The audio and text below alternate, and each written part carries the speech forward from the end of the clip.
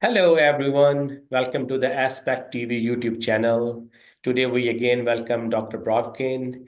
And in our last video, we have successfully discussed and predicted the escalation in the Russian-Ukraine conflict. And just hours after, we saw that Biden administration authorized Ukraine to use the army tactical missile systems, and this thing has really sent a shockwave around the world. Now, Dr. Brovkin, how you see this decision by the Biden administration, especially at this late when they are packing up and the new administration is ready to roll into the office? Yes, thank you. A very important question. Uh, One thing, it's clear that there are many people who have already said it. I'm not the only one to say that this is, of course, the most important, uh, is not Ukraine and it's not Putin. It's all between Biden and Trump. It's really what the Germans call Primat der Innenpolitik, which means primacy of domestic politics. And there's actually a school of thought in political science what it means, the primacy of domestic politics. It basically means that foreign policy is a projection of domestic policy. Domestic policy is always more important. And whatever politicians do in the outside, it's really to strengthen their position inside. And from that point of view, clearly, Biden decides to make it difficult for Trump to conduct his promises of peace negotiations and so forth. Now, that is clear. I mean, that's obvious, and many people have said it. So, what I'd like to add from myself is that it seems that the domestic agenda of President-elect Trump has scared the Democrats very much. And you could see it in their screams about sex life of future appointees, as if anybody cares who somebody had slept with in 2017. So this means that this is kind of a panic, and they're trying to do whatever to make life difficult for Trump. And from that point of view, it makes perfect sense. Now, what also augments this view is that they cannot not know. In other words, they do know that it will not change the course of the war. This is just to make it a little mustard to make it spicy at the exit. And another thing I want to add, which is today I heard President Zelensky address his parliament, the Rada, and one can see another reason for this, because he's using it to strengthen his own position. Oh, we're shooting and we're advancing, and there's a chance we can destroy Russian Air Force. No chance whatsoever. But at least it makes him look good. It's the first time in many months that he actually addressed the Rada, and he presents as a his policy just a few weeks ago was a policy of victory, a victory plan. Now it's a plan of heroic resistance or something like that, if you translate it into English. So he spoke, and by the way, he said no elections as long as the war goes on. So he tries to present himself to the Ukrainian public, which is quite discouraged, that things are going okay and that we are fighting and we're going to keep shooting at the Russians, and the same story is always they're weak, they're falling apart, their economy is falling apart, their army has no reserves, blah blah blah. And that's basically the answer to your question. Is for the Ukrainians is to make them feel good. For Biden, it's to make Trump feel bad. That's the answer. Okay, so one of the stated goal for authorizing these tactical weapons is to scare North Korea, because media reporting and Ukraine also claiming that the North Korean soldiers are in Kursk region, and they authorize these weapons only limited to the Kursk region. And then we see they attacked in Bryansk region somewhere, and that Mhm. is not the stated goal for authorization of these weapons. So what Yes. do you make of these such contradictory statements by? You Mhm. see, I don't have satellites of Mr. Musk to actually see myself what they see. But Mhm. what I do hear from the Mhm. Russian sources is that they deny categorically any participation of Korean troops in the conflict. Mhm. Moreover, they deny it not in the sense like, oh, it's not true, like they want to hide something. They're surprised that somebody's using it because they say the Koreans have nothing to do whatsoever with the fight in Ukraine.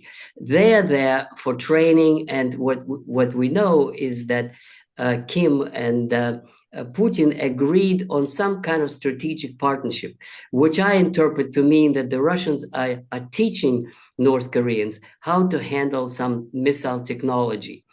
And for that, they do have their bases in the Far East, where they are going through training. I'm sure that's what it's all about. And in return, the North Koreans have probably supplied the munitions and shells, and they have Mhm. plenty of those. And these are the ones that are artillery pieces that are used in day-to-day combat in Ukraine. Now, moreover, what makes me think so is that Zelensky, when he speaks about it, he's so agitated and he's so scared, and it seems like he's trying to use it as a good enough reason to Mhm. present to the public and to Biden. Aha, you see the Koreans, and therefore you have to respond. So it seems like it's nonsense, but it's the kind of nonsense that is being used to if not to convince Biden, but at least to present it as a plausible explanation as to why they're doing it. As for the hit on Bryansk, I do think it's very, very dangerous. Okay. Uh, the good news, at least for me, is that the Russians reported that there were 6 missiles shot. 5 of them were shot down, and the sixth was disabled, but it still fell down, as they reported, on a military territory of some kind of a military facility. Mhm. And there was a fire, and they contained it. But this is the math. Each of those missiles cost $2 million, 2 million. So Mhm. they 2 by 6, that's 12 million. So they Mhm. spent $12 million and have received and achieved nothing. Now, Mhm. the Ukrainians report that it's a great success and they have hit the military base, blah, blah, blah. Okay, maybe. But at least that's what the Russians report, that they've shot down 5 out of 6. Now, also what I have found out in checking out about these missiles is there aren't that many of them.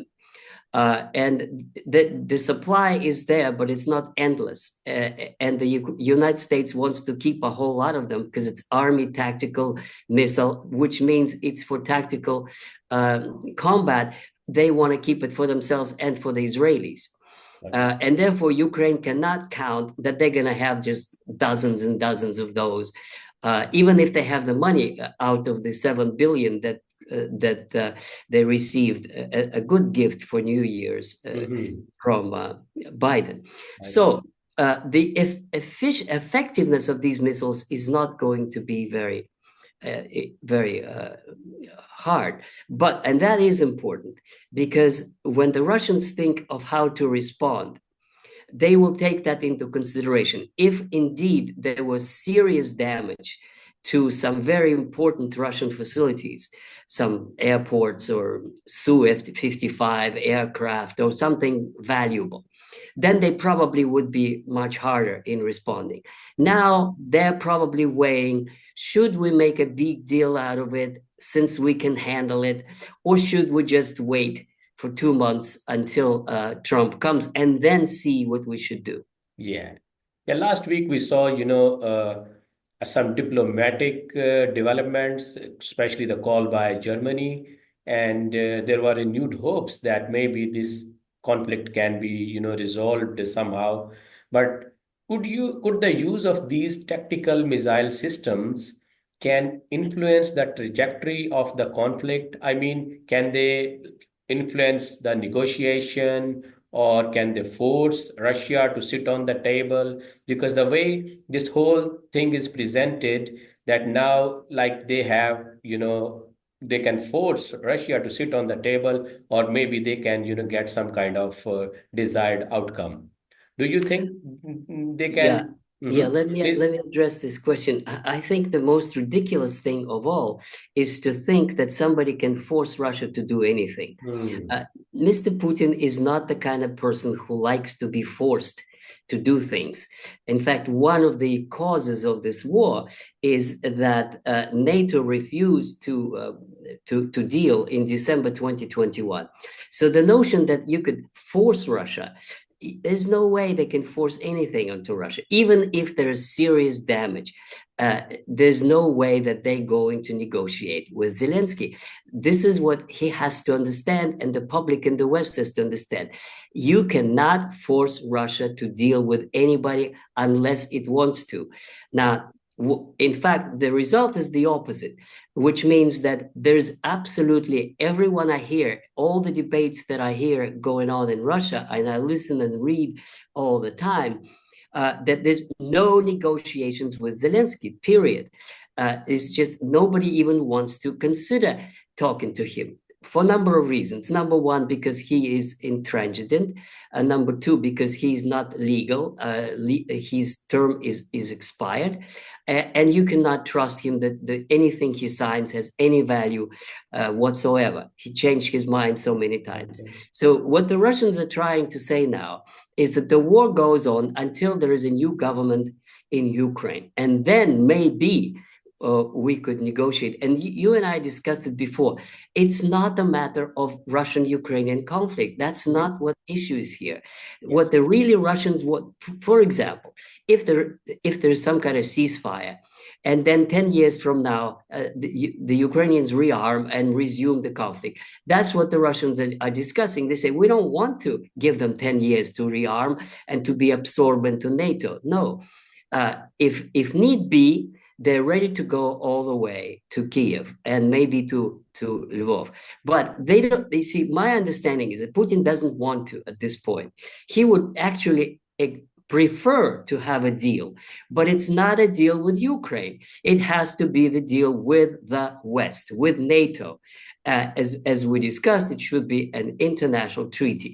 But Yes. on this score, just like you correctly pointed out, the West is divided, and major powers such as France and Britain and Poland and the Baltic midgets are all in favor of just go and fight and fight and fight and support Ukraine as long as they need it, which means they will not be signatories. And if they're not signatories, then Russia will not sign anything. It has to be a NATO Russia international treaty, which they are not ready to do. Mhm. Now, the Russians' reasoning is, okay, they're not ready to be, that's fine. Maybe they will be ready when we're in Kiev. Oh, they're Okay. not ready. Fine. Well, maybe they'll be ready when we're in Lvov. Now, Mhm. if they're still not ready, well, forget it. We can live without them. Mhm. That is the kind of reasoning. In other words, they feel that the war is going relatively well for them. Mhm. And I should add on this one, it's actually going well. If you listen to Scott Ritter and Judge Napolitano and Mhm. other and Duran Margulis, they say Ukraine is finished, Russia is winning, and so on. Mhm. No, I would like to be a little more skeptical because Mhm. yes, Russia is advancing, yes, Russia is winning, but it is not like very fast. It's Okay. moving, but it's slow. At the rate they're going, they will be lucky if by January 21 they will liberate, as they call it, or occupy, if you prefer, the rest of Donbass or the rest of Donetsk Oblast. Okay. Uh, they're going pretty fast, but there's still some important cities, Slavyansk and Kramatorsk. So, and that, if you look at the map of Ukraine, that's maybe a third of the land to go until Kiev. In other words, it's a long way to go. And that means that the Ukraine still has enough capacity to last for months, maybe another year. So it's nothing fast, but the Russians are saying, we're not in a hurry. We can do it. Mhm. And the last thing I want to say on this, the public opinion polls in Ukraine show that for the first time, the number of those who prefer immediate negotiations Mhm. is now over 50%. And those who want to continue to fight to fight on is 38%. So there's a kind of a two lines that crossed. And that means that the majority of Ukrainians, despite the dictatorship and the controls and so forth, the majority is now clearly saying it's time to negotiate the deal, which Zelensky doesn't want to do. So, what do you think? What are the potential risks of escalation at this moment? What if they continue with this policy? How might Russia can retaliate against Ukraine, and how the Russia response towards the NATO can be different than towards Ukraine? Yes, I would put it like this. If things go the way they are today, then nothing is going to happen until January 21. They're going to shoot some missiles, the Russians are going to intercept them, and they're going to wait. The Russians don't want to initiate World War III just because Zelensky shoots a few missiles at them. However, if we take a catastrophic scenario, if if Ukrainians use ATACMS missiles and shoot 10 of them, and one of them hits the nuclear power station, such as in Kursk or in Zaporozhye, and then there's an explosion and 500,000 Russians die. Well, then I cannot guarantee anything. They can probably then hit really bad. They probably will use some serious weapons. I'm not sure whether it'll be the nuclear ones, but they will hit NATO back. What they choose as targets, I don't know. But if there's some serious damage by American missiles to Russian targets, they may destroy satellites, they may shoot at American facilities in Europe, they may blow up Ramstein. I don't know what they're going to do, but they will be tough because they're not going to allow it to go without punishment if there is some serious damage to Russian strategic facilities or civilian population. That's the danger. And then we can wind up in World War III. Yeah, we don't want to go there, but what the decision of Biden administration has taken, how it's going to influence the Trump presidency, because he, along his, election campaign, all the time, advocated for peace, and he said he will adopt policies which will put end to this conflict. Now, what this drama is going on, how the world is viewing this U.S. leadership, and at the same time, when Biden administration take this decision, uh, the Trump administration was really mad because they say that Biden administration does not consult with them before going ahead authorizing Ukraine to use these tactical missile systems. Yeah, I think that the answer is quite obvious. Trump will try to wind down this war, not because he wants Ukraine to lose or anything like that. It's just because Ukraine is secondary to his agenda. His agenda is to reshape American government and to relaunch America as an industrial power.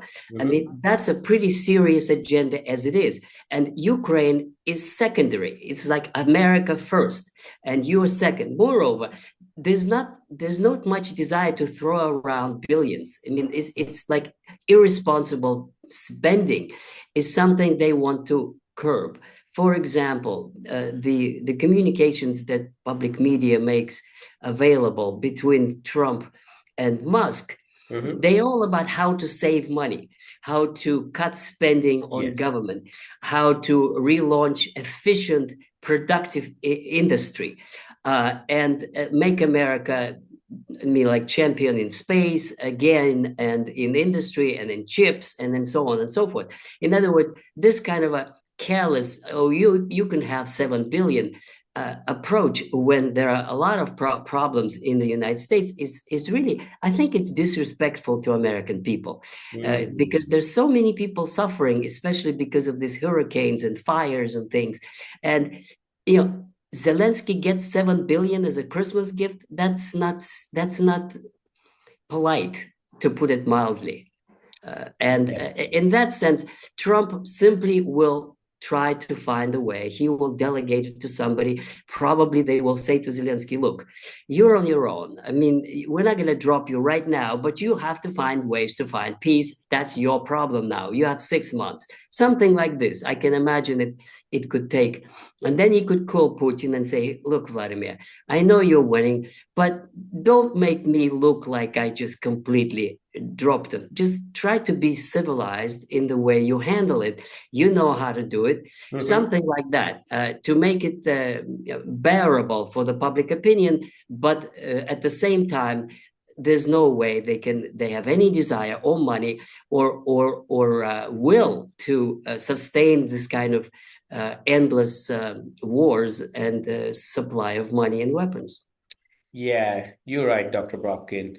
Thank you very much for your time and expertise. We thought this is an urgent issue and we should talk about that. I know you have to travel for your to talk about your book, and I will not take much of your time. So we will talk next time again, whatever the Thank you. important issues are. Till then, goodbye.